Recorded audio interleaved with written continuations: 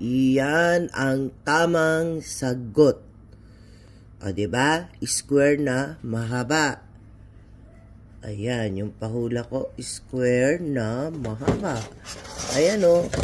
Diba kung nag-i-slice kayo ng, tawag nito? Mga karne, kahit kung mapurol yung ninyo, yung ginagamit ninyo na kutsilyo, diyan ninyo iaasa.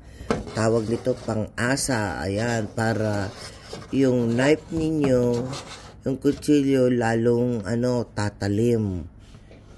Yan ang tawag dyan. Square na mahaba. Pang-asa. Ano ba yan? Yan. O. Kita nyo guys, maliwanag square na mahaba. O, yan yung pahula ko guys. Ayan. O, maliwanag.